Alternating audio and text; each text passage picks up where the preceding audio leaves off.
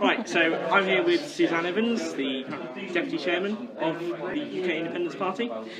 So, Suzanne, what was the first thing that attracted you to UKIP in the first place? Oh, I think it has to be the campaign to get out of the European Union. I mean, that's UKIP's raison d'etre. It's the reason it exists. It's why we're all here, and it's something that I've always felt very passionately about. So yes, that for me, it's our number one issue. Was for me the number one reason for getting involved. Absolutely. Now, looking forward to the EU referendum, what do you think is the key issue that will make people want to leave the EU? I think there's going to be several issues that are going to appeal to different people. For me, it's about freedom and democracy. It's about having an elected parliament that makes British laws entirely, completely, so that we can vote in the politicians we want, and if they don't perform or they screw up, we can vote them out. And it's about, that is for me, fundamentally freedom and democracy. For other people, it might be the cost. They see that we're spending billions and billions every minute, every second, every day on EU membership, and not just EU membership, but the cost of the EU as well, the all additional costs in terms of regulations on business and so on and so forth.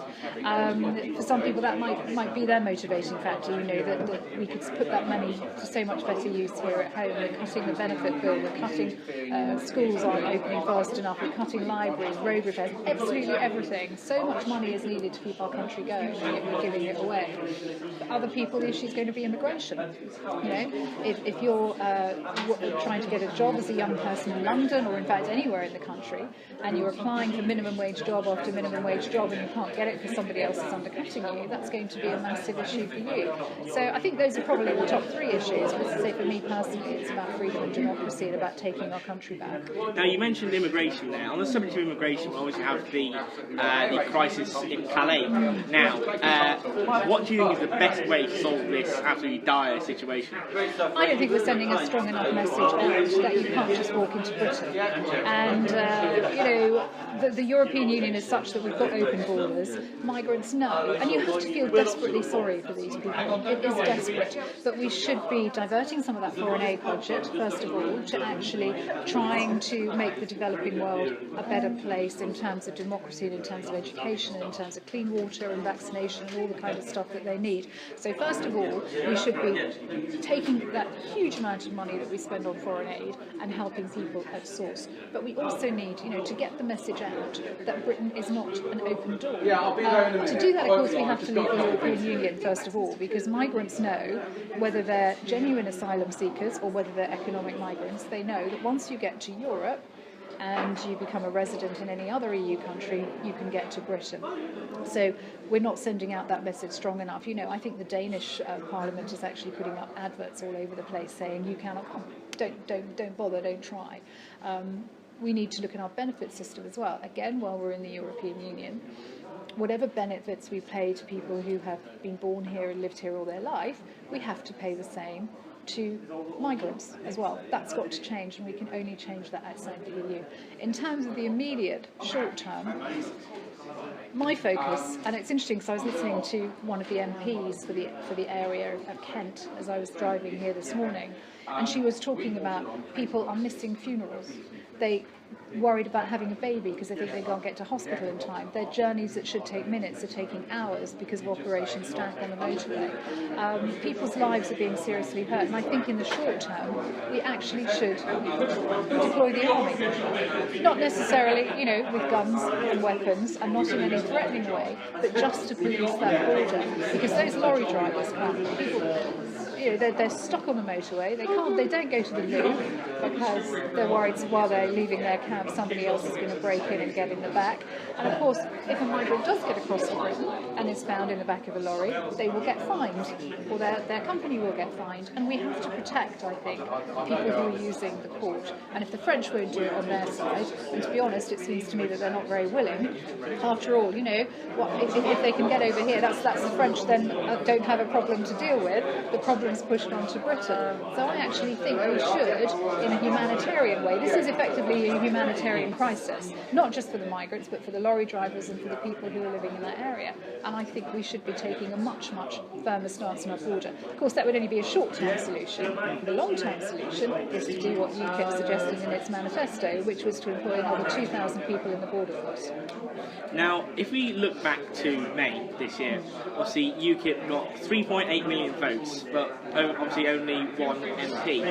Obviously we have the first past the post electoral system now. Do you think we should change to, for example, AV or a more proportional representation for the UK Parliament? We certainly need a more proportional system, absolutely. And I think one of the good things, if I can say that, about the very unfortunate fact we only got one MP elected, is that people from across the political spectrum are beginning to see just how unfair the current system is.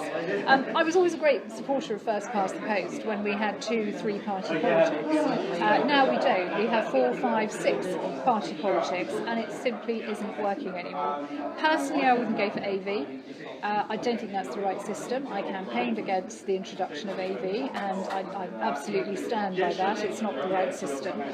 But what we need, I think, is something almost like the way in which the London Assembly operates. So you have a constituency vote, so you can vote for the person who you think will best represent you. And people should never forget that when you vote for a Member of Parliament, you're actually not voting for a party, you're voting for a person. And people forget that. But then there's a top-up list, so you have party representation as well. And so a system that took that into account would, in my view, be preferable to something like AV. People get confused too about the ranking system. What's the point in ranking somebody? You know who you want to do the job. I think a ranking system just encourages even more tactical voting. And I don't want people to vote tactically. I want people to vote for the party and the person they believe in. Now, so just for the final question, given that we're at the Young Independence conference today, if we look forward to the future of UKIP, what do you think UKIP could do to move forward further into the 21st century? Is there anything it needs to do to improve? What can it build on? Well, I think Young Independence has a great role to play in the future of UKIP. I mean, Young Independence is the future of UKIP without a shadow of a doubt. And, in order to broaden our appeal, we have to appeal to younger people. I think 4 years ago, and I'll say this in my speech this afternoon, 4 years ago, I think the average age of a UKIP member was 74. It was ridiculously high. Now, at the general election, the vast majority of people that voted for UKIP were over 55. 41% of people aged 18 to 25 said they weren't going to vote at all in the general election. So for me, it's about working with Young Independents to actually get the message out that UKIP is a great party for young people. We have fabulous policies for young people. We're opposed to this nonsense about not giving housing benefit to the under-21s.